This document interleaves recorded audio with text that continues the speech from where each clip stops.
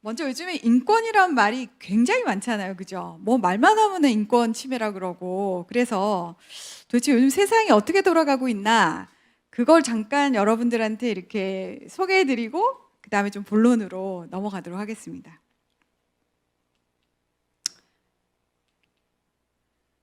제가 제목을 세상에 이런 일이 이렇게 붙였거든요.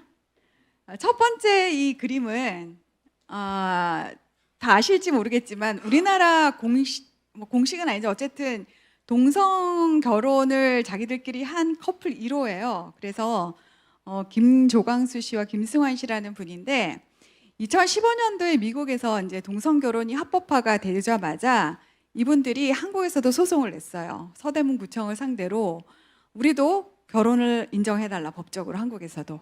그래가지고 싸움을 하다가 2016년도인가 결국 우리 헌법이 결혼을 양성, 그러니까 남자와 여자의 결합으로 규정하고 있기 때문에 우리나라에서는 동성 결혼을 아직은 인정해 줄 수가 없다라고 이제 판결이 났죠.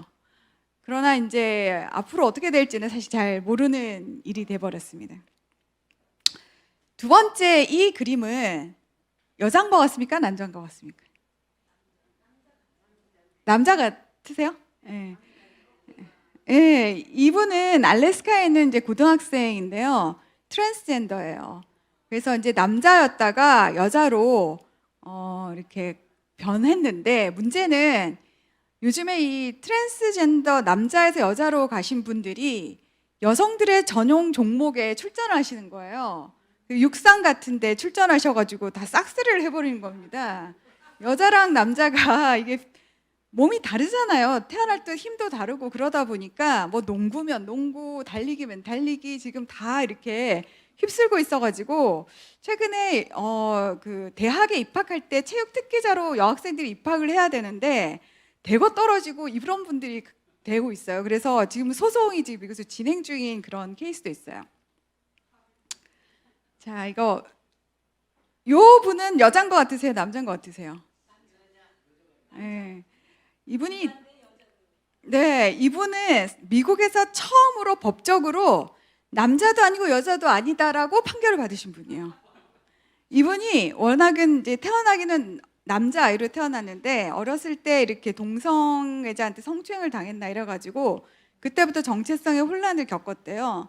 근데 그러면서 그냥 자라서 결혼도 하고 군인으로 살다가 나는 아무래도 여자 같아. 이래서 여자로 바뀌었어요.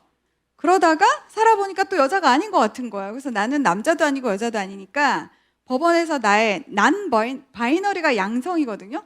난 바이너리로 인정을 해달라. 그런데 판사가 오케이 그랬어요.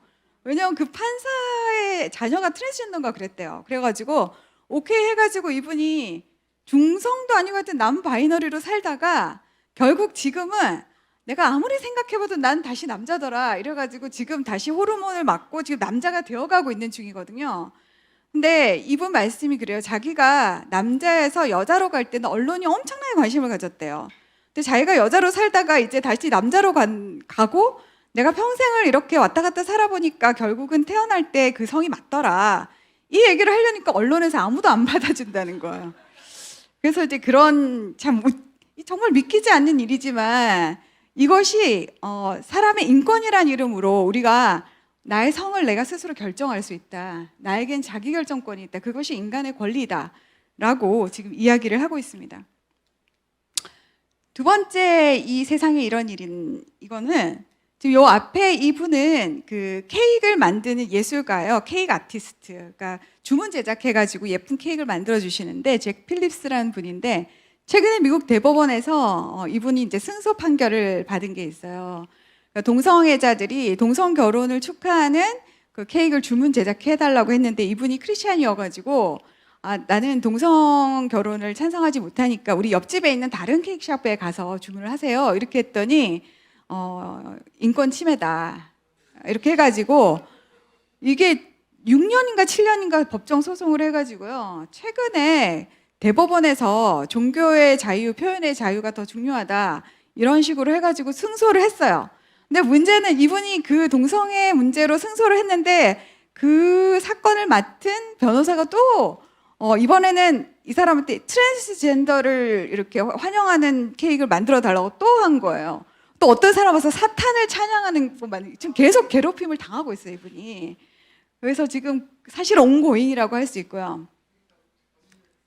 그 옆에 있는 이 십자가는 메릴랜드에 있는 무슨 공원에 그 퍼블릭 그 공공공원이죠. 거기 있는 큰 대형 십자가인데, 그 미국 인본주의 협회라는 협회가 있는데 그 협회에서 공공택지에 기독교의 상징물인 십자가를 이렇게 커다랗게 놓는 것은 정교 분리에 위반된다라고 해가지고 소송을 걸었거든요.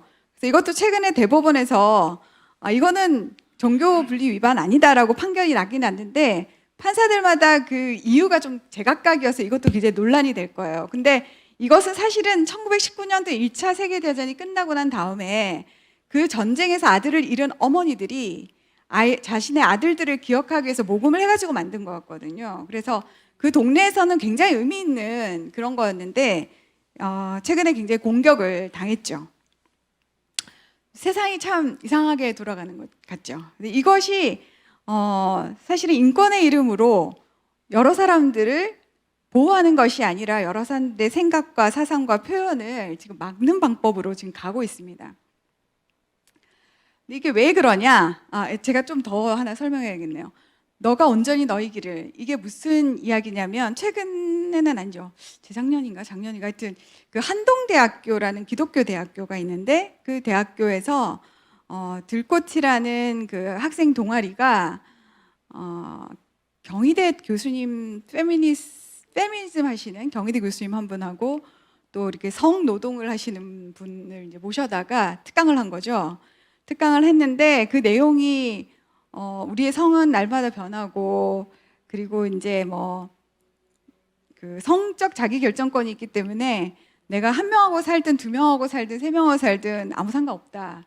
뭐 이런 식의 강의를 학생들한테 이제 한 거죠. 그래서 학교에서 그걸 알고서 이거는 기독교 정신에 위배된다. 그래서 이제 못하도록 했는데 그래도 끝까지 해가지고 결국 그것을 주동한 학생을 징계를 했어요.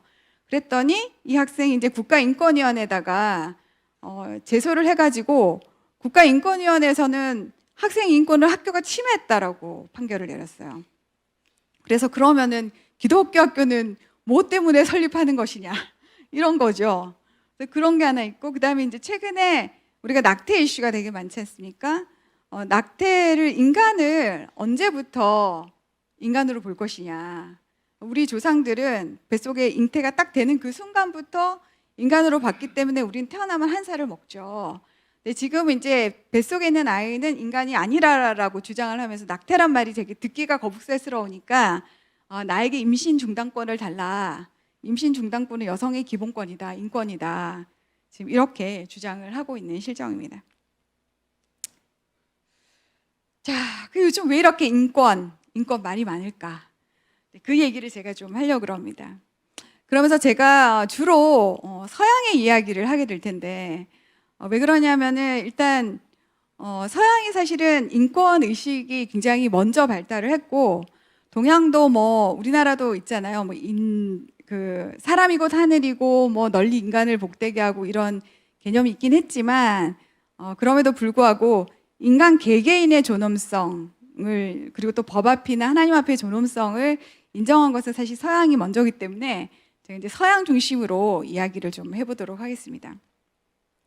그 서양의 그 문명을 지탱한 커다란 두 가지 기둥이 있어요.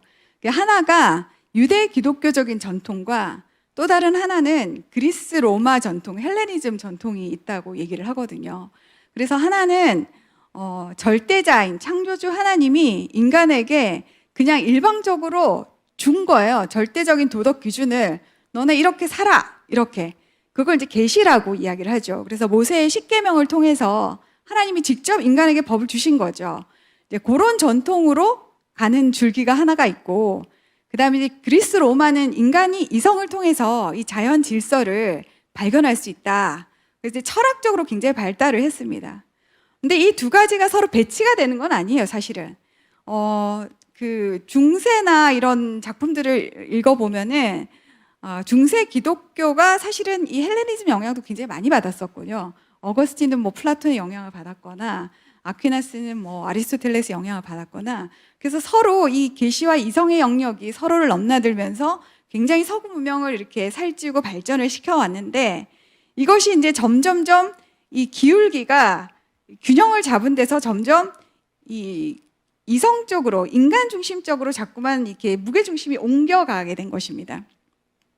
그래서 워낙에 서양의 인권의 그 기본 개념은 천부 인권, 하나님이 부여한, 하늘 아버지께서 부여한 그런 인간에게는 그런 인권이 있다. 그래서 이 사람이 착하게 태어난 착한 사람이든 나쁜 사람이든, 이 사람이 부자이든 가난하든, 그리고 건강하든 건강하지 못하든 상관없이 이 사람이 인간이라는 그 사실 하나만으로 이 사람에게는 정말 존중받고, 이 사람에게는 정말 존엄성이 있다, 존중받아야 한다라는 것이 이제 천부인권설이거든요. 근데 그 천부인권의 그 정당성, 근거가 되는 것이 바로 인간은 창조주가 부여한 내재적이고 자연적이고 양도 불가능한 권리가 있다. 근데 왜 그러냐? 인간은 다른 동물이랑 왜 다르냐?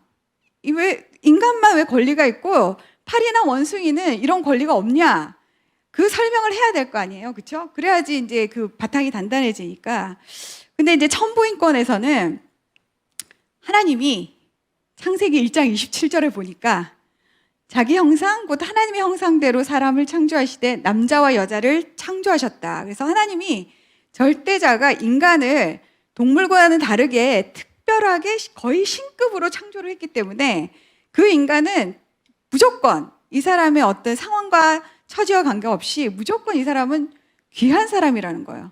게다가 동물과 다르게 한 사람 한 사람에게 정말 소중한 영혼이 있기 때문에 인간은 진짜 이 한 생명이 천하보다 귀하다는 거죠. 그게 이제 천부인권의 핵심적인 내용입니다. 그런데 이 천부인권이 점점 이 중심축이 이렇게 약간씩 무너지면서 사람 중심 인권, 즉 인본주의적 인권으로 좀 가기 시작했어요. 그래서 사실은 진화론적인 차원에서 보면 발생학적으로 파리나 사람이나 원숭이나 별 차이가 없거든요. 단세포에서 누구는 운이 좋아서 인간으로 이렇게 고등 생명체로 진화를 했고, 누구는 뭐 좀 재수가 없어서 파리로 갈 수도 있잖아요. 그러니까 그렇게 치면은 인간에게 내재된 본연의 권리가 있다고 주장하기가 굉장히 어려운 거예요. 정당성이 너무 약한 거죠. 그래서 그게 굉장히 딜레마인데, 그거는 그러면 말하지 말자. 이거는 우리가 어떻게 태어난지 모르니까 말하지 말고, 단지 인간에게는 이성이 있고, 인간만 수치심을 안다. 인간만 약간 그 동물하고 다른 뭔가가 있더라. 그래서 인간이 보다 인간적으로, 우리가 또 이제 사회적인 동물이니까, 또 정치적인 동물이니까 인간적으로 더 좀 괜찮게 살기 위해서는 서로 존중하기로 약속을 하자. 그래서 사회 계약적인 그런 이제 관념으로 인권의 의식이 발전을 하기 시작했어요. 그러니까 이게 계약이다 보니까 계약은 파기할 수도 있고 변경할 수도 있고, 계약의 범위가 늘어날 수도 있고 줄어날 수도 있는 그런 이제 약간 불안정한 그런 딜레마를 갖게 된 거죠. 여기까지 잘 아시겠죠? 그러면 이제 이 축이 무너지기 전에 서구가 어떻게 인권이 이렇게 발달해 왔나를 잠깐 저희가 좀 설명을 해드리면, 그 인권의 종주국이 거의 영국이라고 할 수 있습니다. 1215년에 마그나 카르타 여러분 많이 들어보셨을 텐데, 이때 당시에 이제 왕과 귀족 사이에 왕권을 좀 견제하기 위해서 만든 거죠. 그래서 함부로 왕이 막 잡아갈 수도 없고 추방할 수도 없다, 그런 약속을 한 것이고, 1628년하고 1689년에 권리장정, 권리청원 이런 것들을 통해서 국가가 절대적인 권력을 가지지 않고 개인에게 침해할 수 없는 영역이 있다. 예를 들어서 지나치게 막 고문을 한다거나 뭐 자의적으로 감금을 한다거나 그런 거는 하지 말아라. 이렇게 한 것이 이제 영국에서 발달된 생각들이었고, 1771년에 노예 무역과 노예 제도가 폐지가 됩니다. 그 윌리엄 윌버포스라는 우리나라 이제 국회의원 비슷한 사람들이죠. 이 사람을 중심으로 클랩하운 공동체라는 크리스찬 국회의원들 모임이 있었어요. 그래서 이분들이 거의 40년 동안 투쟁을 해가지고 영국에서 이 노예 제도를 폐지시킵니다. 그리고 다른 나라도 폐지하라고 이제 압력을 넣게 되죠. 프랑스는 1789년에 프랑스 대혁명과 프랑스 인권 선언이 있었는데 우리 이지연 상무님께서 아주 자세하게 잘 설명을 이제 해주셔가지고 제가 더 이상 덧붙이진 않겠는데요. 그 프랑스 인권 선언의 자유가 선언됐을 때 이 자유의 의미는 남들한테 피해를 주지 않는 선에서 마음대로 할 수 있는 권리를 내포했다고 그래요. 그래서 굉장히 프랑스는 인본주의적인 성격이 강하고 그 냄새가 그때부터 스멀스멀 나기 시작한 거죠. 그리고 이제 미국으로 돌아가면 1776년에 독립선언서가 있는데 이것이 사실은 가장 정확하게 인간의 권리를 규정한 문서예요. 여기서 분명하게 크리에이터, 창조주란 말이 나오거든요. 인간은 창조주가 부여한 정말 양도 불가능한 권리를 가지는 존재다라고 말한 것이 이 독립선언서고 이것을 기반으로 미국이 헌법을 만들고 그리고 이제 헌법의 수정헌법이라 그래서 종교나 양심, 표현 자유, 표현의 자유, 적법 절차 등의 근대적인 의미의 인권이 보장이 되기 시작했습니다. 근데 그렇다고 해서 이때 진짜 실질적으로 보장이 됐냐? 그건 아니고요. 일단 선언적으로, 문서적으로는 이때 다 이렇게 정리가 된 거죠.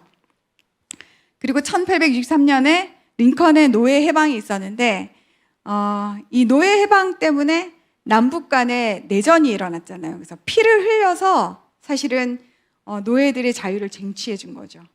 그리고 그럼에도 불구하고 계속 알게 모르게 흑인의 인권이 계속 침해를 당하고 있었어요. 1960년대 흑인 인권 운동, 마틴 루터 킹이 나올 때까지도 미국에서는 그런 여러 가지 인권 침해 사례가 굉장히 많았습니다. 1차 세계대전이 1919년인데 이때부터 소수인종 보호라는 개념이 나오기 시작했어요. 여러분도 소수자 보호 뭐 이런 말 많이 들어보셨죠? 이게 왜 그러냐면은 1차 세계대전 이후에 국경선이 막 이렇게 좀 달라졌대요. 새로 국경선을 이제 그으면서 헝가리에 살던 사람이 그 동네 그대로 사는데 갑자기 체코슬로바키아 국민이 되어버린 거예요. 폴란드에 살던 사람이 갑자기 독일 사람이 되고 이런 이제 이슈들이 막 생기니까 그 사람들이 그 동네에서 뭐가 되겠어요? 소수 인종이 돼버리는 거예요. 독일에 사는 폴란드 사람은 폴란드어를 사용하는 소수 인종이 돼버린 거죠. 그래서 이런 사람들을 차별하면 안 되지 않겠어요? 그래서 지역의 평화와 안정을 위해서 우리 각 나라에 어쩔 수 없이 이렇게 그 국경을 잘 끊다 보니까 생긴 그런 소수 인종들을 보호해주는 그런 것으로부터 사실은 소수자 보호 정책이라는 그런 개념이 생기기 시작했죠. 그리고 이제 2차 대전 이후에 나치의 홀로코스트가 있었고 또 이제 일본에서도 굉장히 만행을 많이 이제 저질렀잖아요. 그래서 그 이제 전쟁 범죄들을 처리하는 전범 재판이 두 차례가 있었죠. 그러니까 하나는 뉴렌버그에서 나치 전범 재판을 했었고, 그다음에 이제 이쪽 동양에선 도쿄에서 도쿄 전범 재판이 있었는데, 그때 당시에 그 전범들이 뭐라고 얘기를 했냐면, 난 죄가 없다. 나는 법에 정해진 대로 했을 뿐이다. 시키는 대로 했을 뿐이다. 이렇게 얘기를 했어요. 그 한나 아렌트라는 분이 쓴 예루살렘의 아이만이라는 책에 보면은 이 오토 아이만이라는 사람이 아주 자랑스럽게 생각했대요. 자기가 내가 내 손으로 유태인 500만 명을 수용소로 보냈어. 이거 굉장히 자랑스럽게 생각. 나는 정말 독일법에 충실한 사람이야. 이렇게 사실 그렇잖아요. 독일 법 당시는 나치 아래서는 그게 법이었으니까 그때 이제 갖고 온 개념이 아무리 실정법이 그래도 자연법이라는 게 있고 초월법이라는 게 있다. 인간이 정말 넘어서서는 안 될 그런 선이라는 게 있는데 너네는 그런 걸 넘어섰다. 고로 너희는 이제 전범이다. 뭐 이런 식으로 이렇게 했다고 그래요. 그래서 그때 이제 다시 이 천부인권적인 것이 다시 나오게 됐죠. 하나님이 정하신 절대 기준, 절대 도덕, 인간이 넘어서서는 안 되고 인간의 어떤 정말 존엄성을 보호해야 하는 그런 개념들이 이제 다시 나왔고 그것을 토대로 해서 유엔 헌장과 세계인권 선언문을 이제 내게 됐죠. 그리고 밑에 ICCPR이나 ICSCR 이것은 하나는 이제 시민권과 정치권 규약이고요. 하나는 ESC가 이제 Economic, Social, Cultural Rights인데요. 경제, 사회, 문화권. 인간에게는 시민권과 정치적인 그런 시민권과 정치권이 있고 또 경제적으로, 사회적으로, 문화적으로 기본적인 권리를 향유할 그런 권리가 있다. 이렇게 해서 세계 인권 선언문과 이 ICCPR과 ICSCR을 세계 인권 헌장이라고 이야기를 합니다. 빠르신가요? 아니죠? 제가 이제 세계 인권 헌장 그 세 가지 문서를 세계 인권 헌장이라고 했는데 거기서 보장하는 기본권들에 대해서 잠깐 좀 살펴보도록 하겠습니다. 세계 인권 헌장은 inherent dignity, 그래서 이제 인간에게는 내재적인 존엄성이 있고 equal and unalienable rights of all members of human family. 그 인간의 어떤 가족, 인간 종족 그 안에는 평등하고 양도 불가능한 권리가 있다. 이렇게 이야기를 하면서 아래 한 6개의 권리들을 나열을 했어요. 사실은 10개쯤 되는데 제가 생각하기에 핵심이 된다고 생각하는 6개를 제가 일단 뽑았어요. 가장 중요한. 그런데 이 인권은 기본이 법치주의입니다. 법이 제대로 안 돼 있고 또 그 법을 제대로 준수하지 않으면 아무리 인권을 외쳐봐야 아무 소용이 없는 거죠. 그래서 법치주의를 전제로 우리의 어떤 사법 관할권, 우리 영토 내에서 개인에 대해서 국가가 함부로 어떻게 할 수 없다는 거죠. 그래서 개인에 대한 국가의 의무를 6가지 정도로 이제 규정하고 있습니다. 첫 번째가 평등과 비차별이죠. 사람은 다 태어날 때부터 자유롭고 평등하게 태어난다. 고로 법 앞에서 우리가 다 평등하게 대우해줘야 된다. 그리고 차별을 할 때에는 불합리하거나 비도덕적인 기준으로 차별을 하면 안 된다는 거죠. 그 말은 합리적이고 도덕적인 기준으로는 차별해도 된다. 이런 얘기예요, 사실은. 그래서 지난번에 그 황교안 대표주 지금은 그분께서 뭐 외국인 노동자랑 약간 차별적인 발언했다고 뭐 난리가 났었잖아요.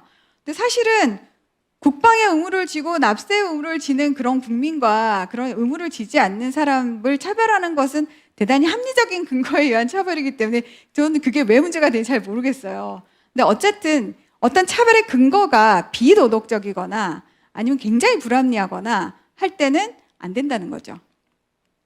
두 번째는 인간은 이렇게 온전할 권리가 있다는 거예요. 이 온전한 것은 정신적으로도 온전하고 육체적으로도 온전해야 되기 때문에 육체적으로 고문을 막 가해가지고 막 손톱을 뽑는다든지 잠을 안 재운다든지 이런 거 하면 안 된다는 거예요. 그리고 이제 세 번째가 삶의 질인데 충분한 적절한 삶을 보장받아야 된다 이런 얘기인데요. 이 삶의 질에 대한 1차적인 책임은 개인에게 있습니다. 개인이 노력해서 자기가 최대한 노력해서 자기의 삶의 질을 향상시킬 의무가 있고요. 국가는 2차적으로 굉장히 절대 빈곤이 있잖아요. 정말 도움이 필요하신 분들. 그런 분들에게는 기본적으로 길바닥에서는 자지 않고 최소한 배가 고파서 누구 걸 훔치거나 쥐를 잡아먹지 않고 그리고 맑은 물을 마실 수 있고 이런 권리들, 그런 권리들을 얘기합니다.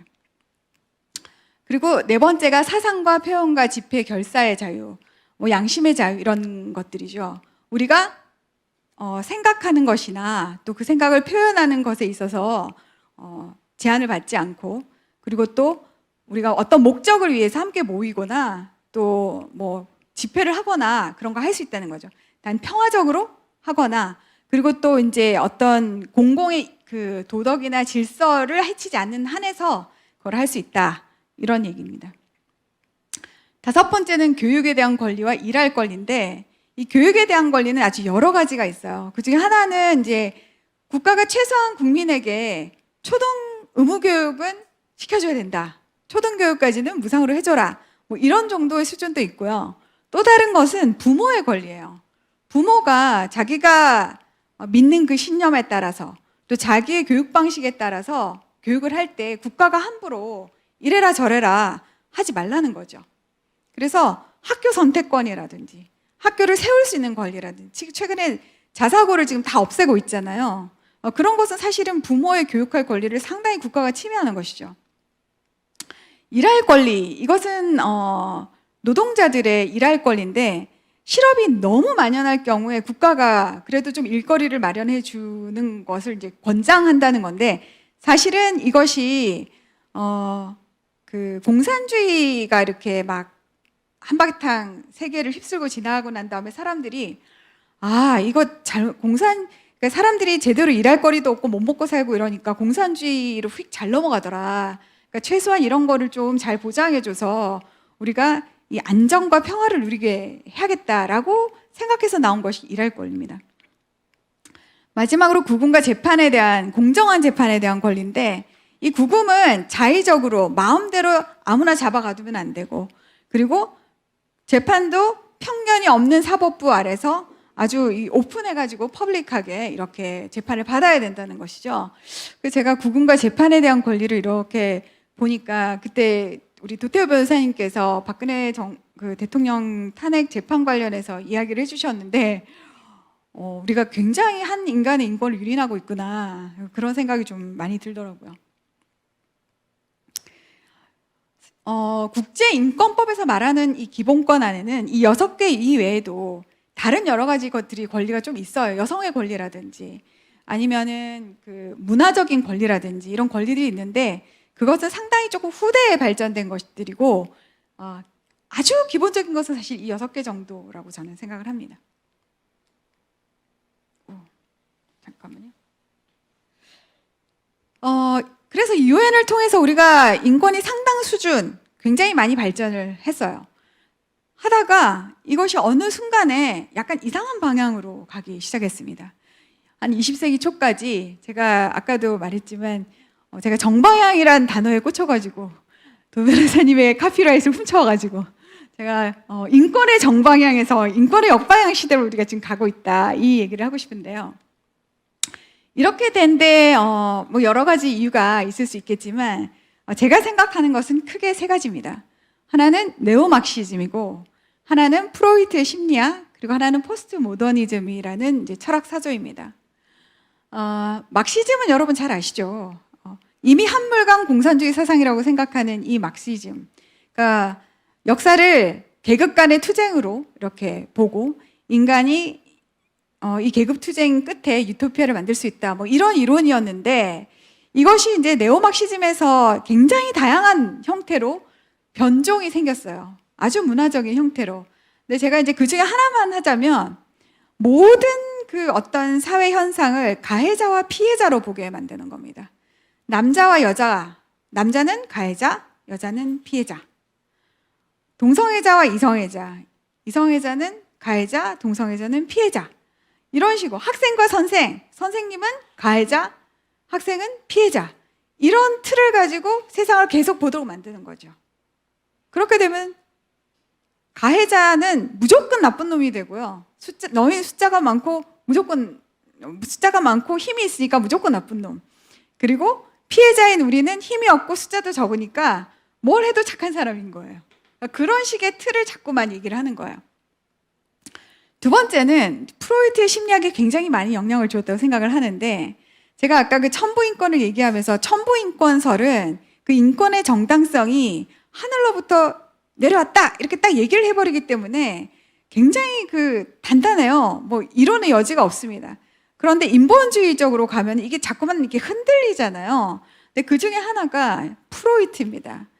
프로이트는 우리가 지금까지 인간은 이성적이야, 인간은 굉장히 다른 동물과 달라, 막 이렇게 생각해왔던 것을 뭐 한 번에 싹 뒤집어 버렸죠.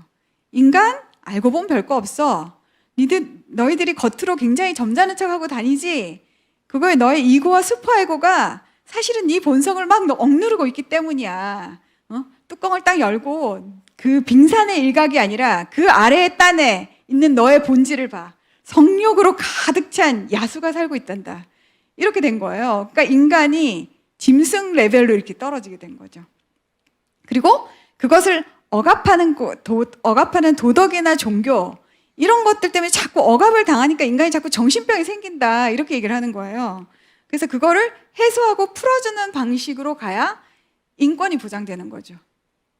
인간이 인간다운 게 인간이 짐승 같은 거거든요. 그러니까 그 짐승 같은 그 본성을 마음껏 발휘할 수 있도록 해줘야지 그것이 인간을 위하는 길이다. 이렇게 얘기를 하는 거죠. 그래서 이런 영향을 받아서 이제 포스트 모더니즘 시대에 오게 됩니다. 지금 우리가 살고 있는 시대가 포스트 모더니즘 시대인데, 이분 잘 모르시는 분일 거예요. 이분이 아직 살아계신 아주 유명한 분이세요. 주디스 버틀러라는 사람인데요.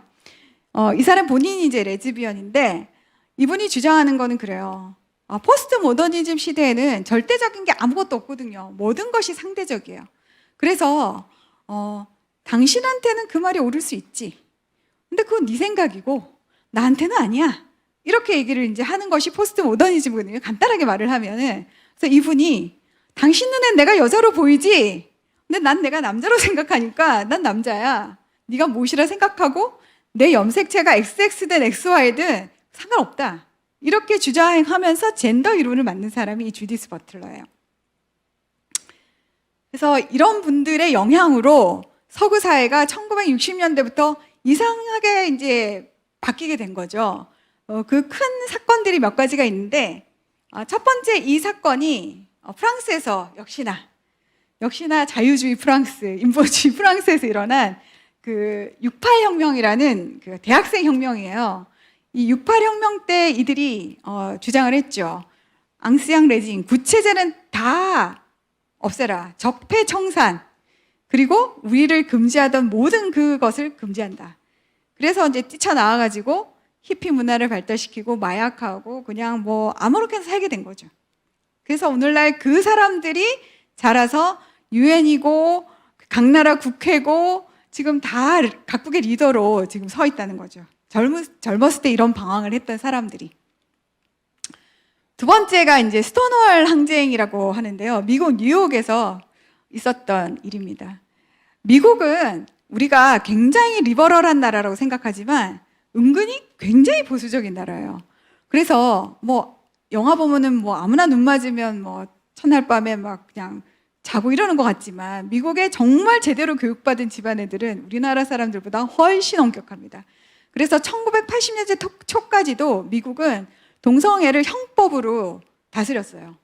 그러다 보니까 한 번씩 그 경찰들이 우리나라 그 성매매 업소 이렇게 급습해가지고 한 번씩 이렇게 가잖아요. 그것처럼 경찰이 한 번씩 들이닥치는 겁니다.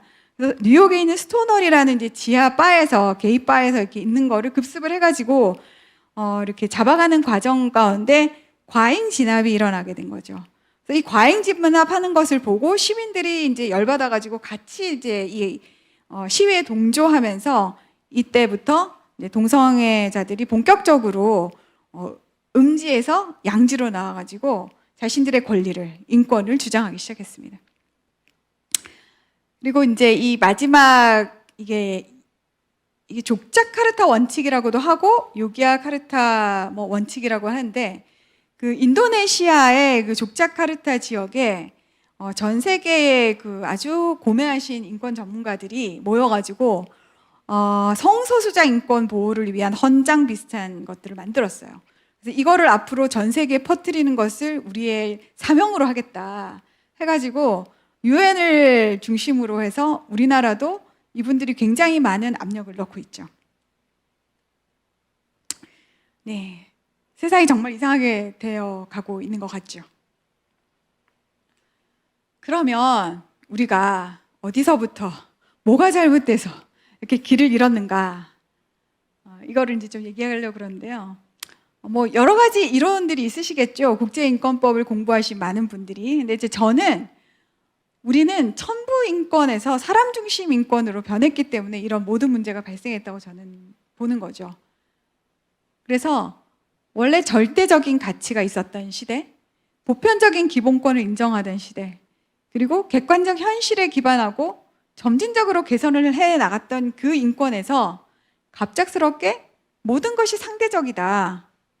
그리고 보편적 인권 말고 희생자를 위한 특수한 인권들을 자꾸만 주장하기 시작하게 된 거죠.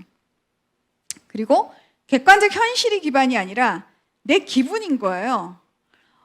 내 기분에 따라서 내가 피해받고 있고 내가 억압받고 있다고 느끼면 견딜 수가 없는 거죠. 인권 감수성이 너무 심해진 거죠. 그리고 점진적 개선이라는 것은 그 첨부 인권의 어떤 원리들이 있잖아요. 자연이 정해놓은 테두리 안에서, 그리고 하나님이 정해놓은 그 테두리 안에서 어떤 동일한 원리를 가지고 조금씩 이제 역사적으로 쭉 인권이 개선되어 왔단 말이죠. 근데 이 전통을 갑자기 없애고 혁명적으로 뭔가를 개선을 해보자는 거죠. 그래서 갑자기 뭐 남자가 여자가 된다거나 뭐 이런 식으로 인간이 생각할 수 있는 가장 급진적인 방식으로 인권을 요구하기 시작했어요. 또 우리가 또 한 가지는 개념이 헷갈리기 시작하는 거죠. 차별하지 말고 평등해야 된다 이렇게 하니까 이게 무조건 다 평등해야 되고 무조건 차별하면 안 된다라고 생각을 하는 거예요. 확실하게 차별할 수 있는 기준이 있다면 차별이 아니라 구별이죠, 그냥. 근데 그런 식으로 생각하지 않고 또 우리가 법 앞에 평등을 해야 되는데 그냥 문화적으로 우리 다 평등해야 돼. 이런 식으로 여론몰이를 막 해가는 거죠. 기회를 평등하게 줘서 아주 평등하게 서로 경쟁할 수 있도록 해줘라. 여기에서 그거 다 필요 없고 결과가 똑같으면 돼. 이렇게 되는 거죠. 그래서 마치 그 신화에 나오는 그 침대에 사람을 이렇게 눕혀가지고 머리가 튀어나온 머리 잘라버리고 막 이렇게 맞추는 거 있죠. 그런 식으로 지금 돼가는 거죠. 그리고 절대적인 가치가 없다 보니까 우리가 원래 이건 도덕적이었어 하던 것들이 갑자기 이 사람한테는 도덕인데 이 사람한테는 도덕이 아니게 되는 거죠. 그래서 우리가 정치적으로 올바른 거를 취하자. 어차피 절대적으로 도덕적인 건 없어. 하나님이 준 도덕 이런 건 없으니까 정치적으로 서로 기분 상하지 않게 적당히 타협하는 선에서 하자. 그게 이제 political correctness라고 그래서 PC라고 요즘 많이들 말씀하시는 그런 것들이죠. 그리고 인권은 원래 개개인을 보호하는 거거든요.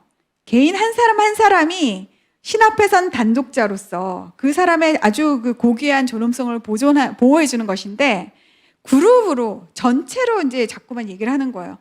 내가 개인적으로 인권 침해를 받은 일이 전혀 없지만 내가 그 침해 당하는 그룹 안에 있으면 나는 희생자고 피해자인 거예요. 여러분 애플의 그 사장이 팀 쿡인데 팀 쿡이 동성애자잖아요.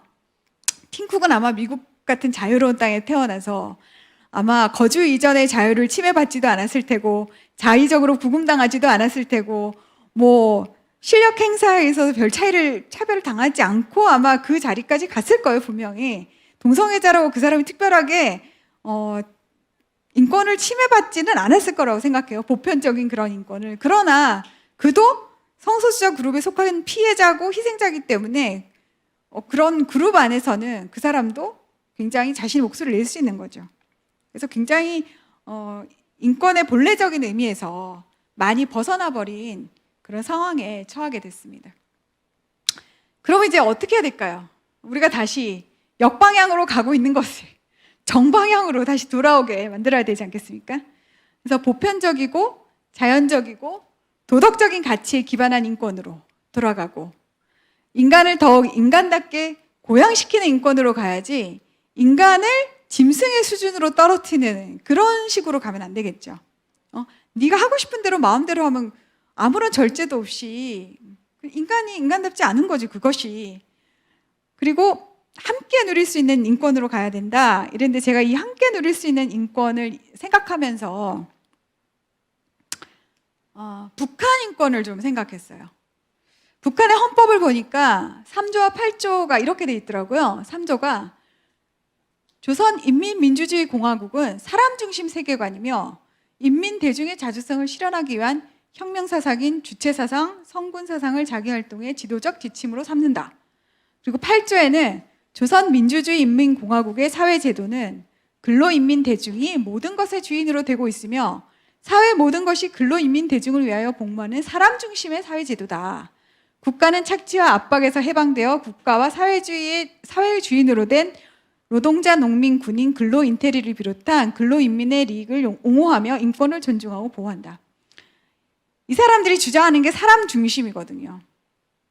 요새 제가 이렇게 북한 헌법에 사람 중심이란 말 그리고 사람 중심 세계관이란 말이 들어가 있다는 걸 알고부터는 사람 중심 관악구, 사람 중심 뭐 용인시, 뭐 종로고 지나갈 때마다 막 섬찟섬찟해요.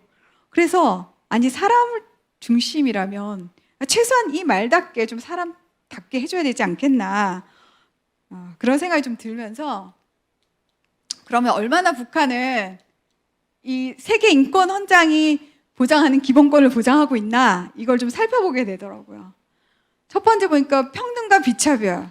태어날 때부터 출신 성분에 따라 완벽하게 계급으로 나누는 사회가 북한이잖아요. 그렇죠? 내가 아무리 똑똑해도 출신 성분이 나쁘면 대학을 갈 수가 없죠. 그러니까 이것도 아니죠. 그다음 인간의 온전함. 제가 고문을 해도 안 되고 인간을 괴롭히면 안 된다 그랬는데 최근에 보니까 공개 처형을 막 한다고 하더라고요. 그 인간의 온전함을 주장하는 사람들은 사형제 폐지를 주장하거든요. 근데 사형제 폐지는 고사하고 이 공개 총살을 해버리고 또 그 공개 총살한 맨 앞줄에 어린아이들을 세운다고 그래요. 그래야지 이 아이들이 어렸을 때 그 트라우마로 그 정권에 대한 두려움에 반항을 못하기 때문에 그렇게 만든다고 해요. 그러니까 2번도 아니죠. 3번 삶의 질. 최소한 배는 안 고파야 되고 최소한 얼어 죽지는 않아야 되는데 우리가 알다시피 수많은 사람들이 300만 정도가 아사했다고 그러죠. 수많은 탈북민들이 있고 이것도 아니죠. 사상 표현, 집회, 결사의 자유 이런 것들 오토 원비어 이런 사건들도 있고 최고 존엄에 대해서는 어떤 비판도 할 수 없는 그런 약간 사이비 종교 집단 같은 그런 나라죠. 교육에 대한 권리와 일할 권리 교육도 자기가 선택해서 할 수 있는 게 전혀 없죠. 나라에서 정해주는 대로 출신 성분에 맞게끔 해야 되고 구금과 재판에 대한 권리 물론 북한 헌법에도 공정한 재판 받아야 된다 이런 내용은 있더라고요. 그러나 진짜 그런 거 아니죠. 그리고 자의적으로 정치범 수용소나 교화소 같은데 그냥 막 보내고 그래서 지금 우리나라 평화 무드가 굉장히 왔네 이런 얘기를 하는데 저는 과연 이 김정은이 문을 열고 싶어도 문을 열 수 있을까 그런 생각이 들어요. 문을 열고 외부 사람들이 들어가서 그 사회에서 저지른 그 수많은 악행들을 이제 다 보게 되면 어떻게 되겠어요? 그래서 아마 너무 간절히 원해서 열고 싶어도 못 여는 거 아닐까 이런 생각을 전 가끔 해요. 그래서 앞으로 어떤 통일을 우리가 맞이하게 될지는 잘 모르겠지만 이렇게 인권의 정방향으로 가서 한반도의 모든 대한민국 국민들이 진정한 자유와 인권을 누릴 수 있는 자유통일의 그날까지 우리가 다 함께 했으면 좋겠습니다. 감사합니다.